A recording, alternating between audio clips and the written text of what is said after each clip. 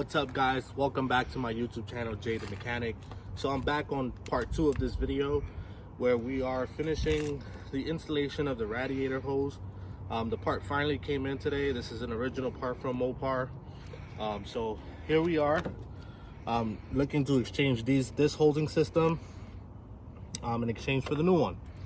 So some of the things you might need to get this done: obviously a nice little handy magnetic flashlight. This is an extender one. I got this over at Advanced Auto Spar for like $5.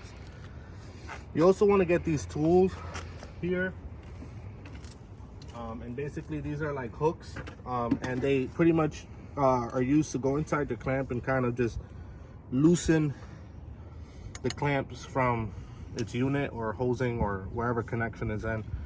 So these are very useful. And here you guys are going to see me go in and remove this hosing system. So if you can check in here, this is the upper hosing that's connected to the radiator system.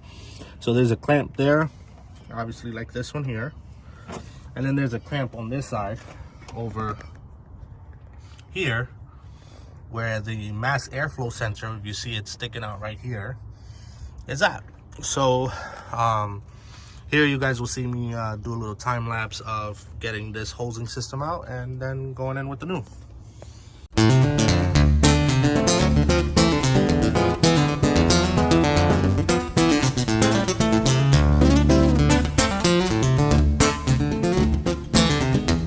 So for this part of the video, you guys notice that I still have the old hosing system still here. It's a little hard to get under here. You would have to remove some things, and just to avoid that, get yourself a, let me just double check, a 3/8 socket set, and get yourself in there to remove this.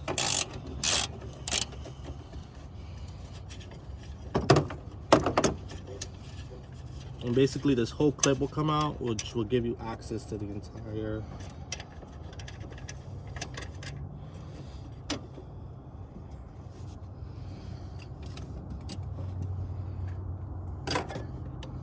voila.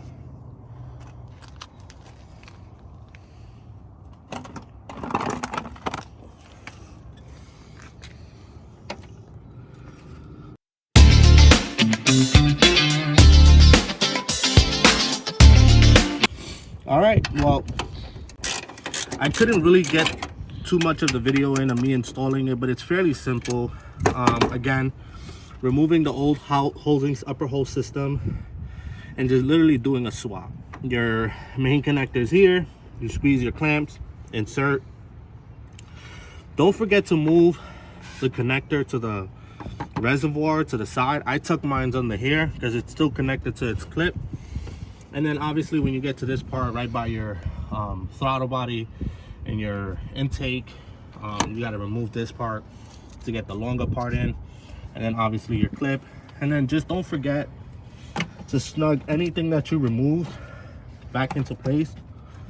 You don't want to, make sure, also perfect timing for you to inspect any kinks or holes in your hosing systems.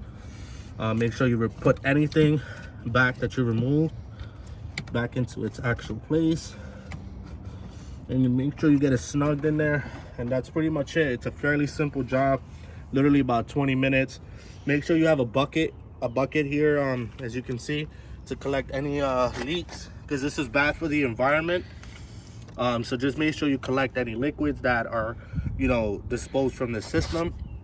And then obviously if the dust spill, no big deal, just clean it up, wet it with water, so that any of the pets or anything that you have in your home doesn't eat it, because this stuff does taste like Kool-Aid to animals. It's sweet, it has like a sweet flavor to it, but it's very poisonous, so be careful with it. Here you see me just pretty much wrap up everything I did, and then that's pretty much it. It's a fairly simple job. It's a 1, 2, 3. You can't mess this up. And now the moment of truth. But before I do any of that, where did my mass flow sensor go? So here's the mass airflow sensor. I'm gonna just tuck it back in there so the sensor doesn't get ruined. But here's what I'm gonna do. Get yourself a mass airflow sensor cleaner. This is the perfect time for you to clean your sensor, so that I can give the engine the right amount of measurements once the throttle is hit. You kind of want to just spray away, and this thing dries up really quick, so no need to be concerned about it. You can see it just dries up, it like evaporates. But this helps your sensor clean up and just give you more accurate readings. So I like to let it dry up. It dries up pretty quickly. I already feel it drying up on my hands.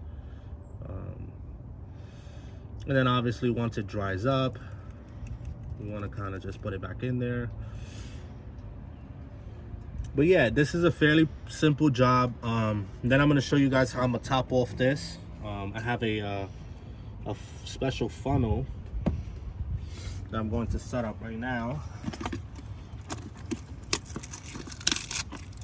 Okay, this is called a spill-proof funnel. And then basically you want to top off your system or your car on.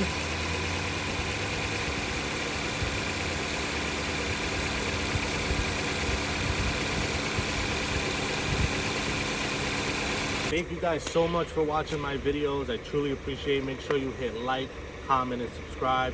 We'll have some more videos regarding this Jeep 2016 Jeep Compass, where we changed the fuel pump. In one of my videos, you'll be able to see that. I'll put the description down below. And then you'll also see how we changed the upper hosing system. You come closer, you'll be able to see the car's running beautifully. And if you're a car enthusiast, you know this is perfect time for you to start cleaning your engine bays, get it ready for the spring. On my end, it's springtime, so we're almost getting close to summertime. So you know, make sure you have all your coolant topped off, all of your liquids and fluids for your car topped off. But as you can see, it's a fairly simple job.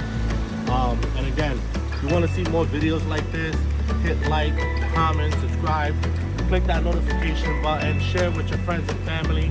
And again, let's save money together. Thanks for watching.